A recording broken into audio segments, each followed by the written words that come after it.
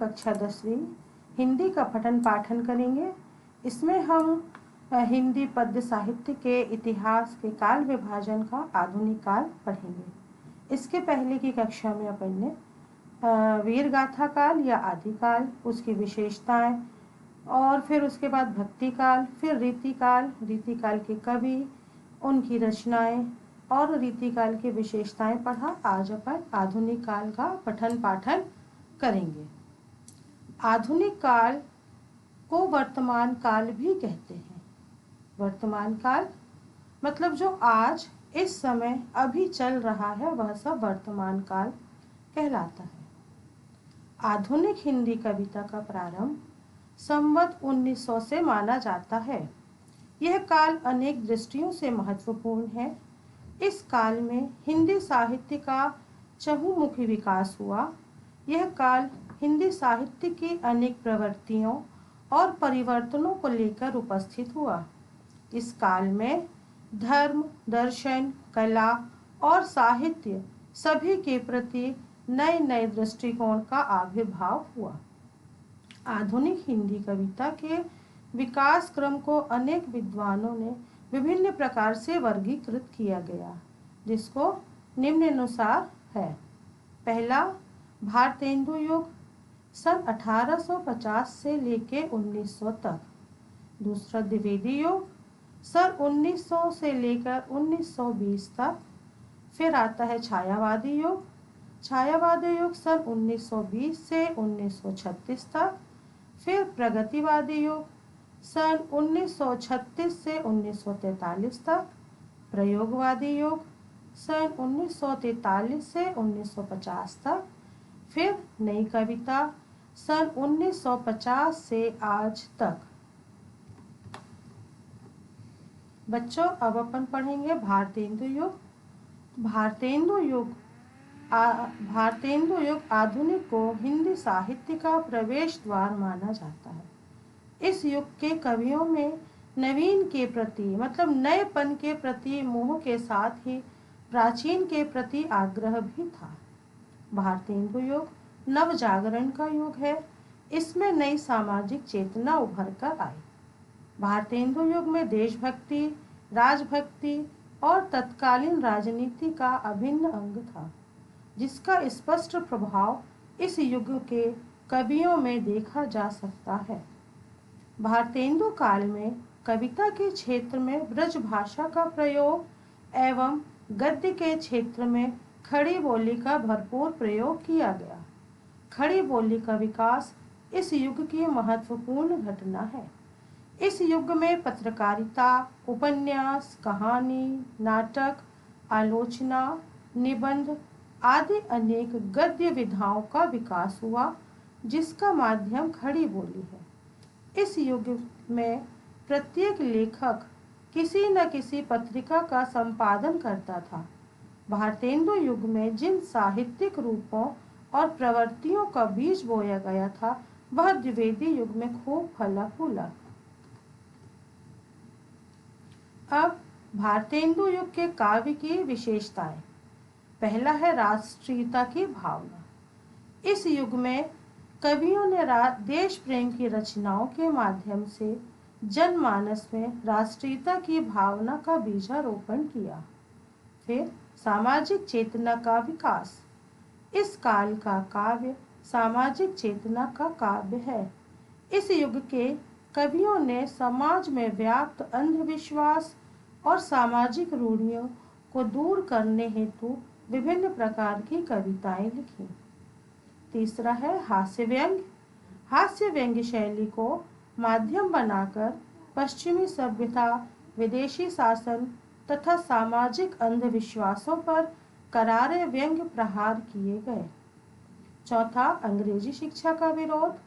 भारतेंदु युग में कवियों ने अंग्रेजी भाषा तथा अंग्रेजी शिक्षा के प्रचार प्रसार के प्रति अपना विरोध कविताओं के माध्यम से प्रकट किया। फिर आता है विभिन्न काव्य रूपों का प्रयोग। इस काल में काव्य के विविध रूप दिखाई देते हैं, जैसे मुक्तक काव्य और प्रबंध काव्य आदि। छठवां है काव्य अनुवाद की परंपरा। मौलिक लेखन के साथ साथ संस्कृत तथा अंग्रेजी में भी काव्यों का अनुवाद किया गया। अब आते हैं बच्चों भारतेंदु युग के प्रमुख कवि और उनकी रचनाएं कौन कौन सी हैं। तो पहला है भारतेंदु हरिश्चंद्र। इनकी रचनाएं हैं प्रेम सरोवर, प्रेम फुलवारी, वेणुगीति और प्रेम मल्लिका। फिर आते बद्री नारायण चौधरी, जिनको प्रेमधन की उपाधि मिली। इनकी है जीर्ण जनपद, आनंद अरुणोदय, लालित्य लहरी आदि। फिर आता है प्रताप नारायण मिश्र। इनकी रचनाएं प्रेम पुष्पावली, मन की लहर, श्रृंगार विलास आदि। फिर कवि जगमोहन सिंह की रचनाएं प्रेम संपत्ति लता, देवयानी, श्यामा सरोजनी आदि। फिर अंबिका दत्त व्यास की रचनाएं भारत धर्म, हो होरी और पावन पचासा। राधाचरण गोस्वामी, इनकी रचनाएं हैं नव भक्त माल। अब आता है दूसरा द्विवेदी युग। इस युग में खड़ी बोली के परिनिष्ठित होने का युग है। इस युग के प्रवर्तक आचार्य महावीर प्रसाद द्विवेदी हैं। यह आपको आता है बच्चों परीक्षा में 1 नंबर का प्रश्न कि द्विवेदी युग के प्रवर्तक कौन है। तो द्विवेदी युग के प्रवर्तक आचार्य महावीर प्रसाद द्विवेदी को माना जाता है। इन्होंने सरस्वती पत्रिका का संपादन किया। इस पत्रिका में ऐसे लेखों का प्रकाशन किया जिसमें नव जागरण का संदेश जन जन तक पहुंचाया गया। इस पत्रिका ने कवियों की एक नई पौध तैयार की। इस काल में प्रबंध काव्य भी पर्याप्त संख्या में लिखे गए। अनेक कवियों ने ब्रज भाषा छोड़कर खड़ी बोली को अपनाया। इस काल में खड़ी बोली को ब्रज भाषा के समक्ष काव्य भाषा में प्रतिष्ठित किया गया। साथ ही विकसित चेतना के कारण कविता नई भूमि पर प्रतिष्ठित हुई। एक और खड़ी बोली व्याकरण सम्मत, परिष्कृत एवं संस्कारित रूप ग्रहण कर रही थी। दूसरी ओर कविता में लोक जीवन और प्रकृति के साथ ही राष्ट्रीय भावना की समर्थ अभिव्यक्ति हो रही थी। इस समय के प्रबंध काव्य में कवियों ने पौराणिक और ऐतिहासिक कथानक को आधार बनाया गया।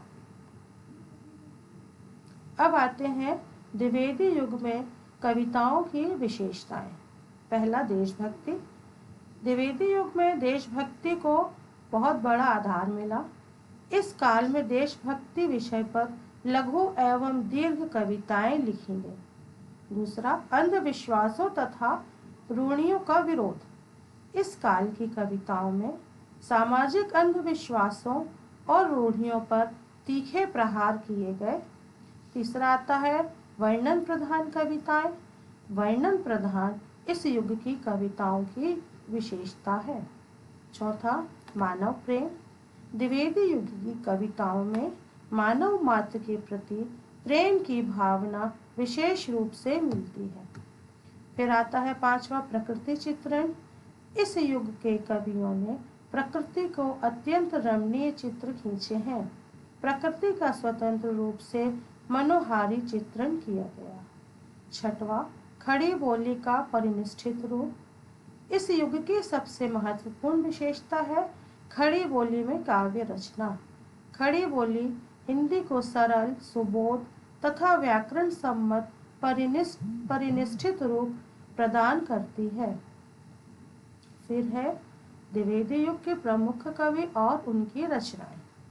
पहला कवि अयोध्या सिंह उपाध्याय हरिऔध। इनकी रचनाएं हैं प्रिय प्रवास, वैदेही वनवास, चुभते चौपदे, रस कलश। दूसरा मैथिली शरण गुप्त की रचनाएं हैं पंचवटी, जयद्रथवध, भारत भारती, साकेत और यशोधरा। राम नरेश त्रिपाठी मिलन, पथिक, स्वप्न और मानसी। माखनलाल चतुर्वेदी की रचनाएं हिम किरीटिनी, हिम तरंगिनी, युगचरण, समर्पण आदि। फिर पांचवे कवि हैं महावीर प्रसाद द्विवेदी। इनकी रचनाएं काव्य मंजूषा और सुमन इत्यादि। अब आते हैं छायावाद। हिंदी साहित्य के आधुनिक चरण में द्विवेदी युग के पश्चात हिंदी काव्य की जो धारा विषय वस्तु की दृष्टि से स्वच्छंद, प्रेम भावना, प्रकृति में मानवीय क्रियाकलापों तथा भाव व्यापारों के आरोपण और कला की दृष्टि से लाक्षणिकता प्रधान नवीन अभिव्यंजना पद्धति को लेकर चली, उसे छायावाद कहा गया। डॉक्टर नगेंद्र ने स्थूल के प्रति सूक्ष्म के विद्रोह को छायावाद माना है। प्रकृति पर चेतना के आरोप को भी छायावाद कहा गया है। आचार्य शुक्ल ने प्रस्तुत के स्थान पर उसकी व्यंजना करने वाली छाया के रूप में अप्रस्तुत कथन को छायावाद माना है। छायावाद के प्रमुख कवि जयशंकर प्रसाद ने छायावाद की व्याख्या इस प्रकार की है कि छायावादी कविता वाणी का वह लावण्य है जो स्वयं में मोती के पानी जैसी छाया, तरलता और युवती के लज्जा भूषण जैसी श्री से संयुक्त होता है। यह तरल छाया और लज्जा श्री ही छायावादी कवि की वाणी का सौंदर्य है। द्विवेदी युग की इतिवृत्तांतमकता, स्थूलता और नैतिकता के विरुद्ध प्रतिक्रिया के रूप में छायावादी कविता का विकास हुआ। छायावाद में सामूहिकता के विरुद्ध वैयक्तिकता, रूढ़िवादिता के विरुद्ध स्वच्छंदता, स्थूल के प्रति सूक्ष्म, बौद्धिकता एवं यथार्थ के प्रति भावुकता तथा कल्पना और अभिधा प्रधान वर्णनात्मक शैली की प्रतिक्रिया में लाक्षणिक प्रतीकात्मक शैली की व्यापक अभिव्यक्ति हुई है। छायावाद के कवियों को जहां एक ओर बांग्ला साहित्य और विशेषकर रविंद्र से प्रेरणा प्राप्त हुई, वहीं दूसरी ओर वर्ड्सवर्थ शैली, टेनिसन, कीट्स और बायरन जैसे अंग्रेजी भाषा के कवियों का भी प्रभाव पड़ा। रूढ़िवाद का विरोध हुआ। इस युग का कवि मानववादी दृष्टिकोण लेकर चला, प्रकृति को चेतन माना और उसका मानवीकरण किया गया। प्रसाद, पंत, निराला तथा महादेवी छायावाद के आधार स्तंभ कहे जाते हैं। छायावाद की प्रमुख विशेषताएं। व्यक्तिवाद की प्रधानता। छायावाद में व्यक्तिगत भावनाओं की प्रधानता है। वह कवि अपनी सुख दुख एवं हर्ष और शोक को ही वाणी प्रदान करते हुए खुद की अभिव्यक्ति करता है। दूसरा, श्रृंगार भावना। छायावादी काव्य मुख्यतः श्रृंगारी काव्य है, किंतु उसका श्रृंगार अतीन्द्रिय सूक्ष्म श्रृंगार है। छायावाद का श्रृंगार उपभोग की वस्तु नहीं अपितु कौतूहल और विस्मय का विषय है। उसकी अभिव्यंजना में कल्पना और सूक्ष्मता है। तीसरा, प्रकृति का मानवीकरण। प्रकृति पर मानव व्यक्तित्व का आरोप छायावाद की एक प्रमुख विशेषता है। छायावादी कवियों ने प्रकृति को अनेक रूपों में देखा है। कहीं उसने प्रकृति को प्रेयसी के रूप में अपनाया है, तो कहीं नारी के रूप में देखकर उसके सूक्ष्म सौंदर्य का चित्रण किया है। सौंदर्य अनुभूति। यहाँ सौंदर्य का अभिप्राय काव्य सौंदर्य से नहीं, सूक्ष्म आंतरिक सौंदर्य से है। बाह्य सौंदर्य की अपेक्षा आंतरिक सौंदर्य के उद्घाटन में उसकी दृष्टि अधिक रमती है। सौंदर्य उपासक कवियों ने नारी के सौंदर्य को नाना रंगों का आवरण पहनाकर व्यक्त किया है। पांचवा, वेदना एवं करुणा का आधिक्य।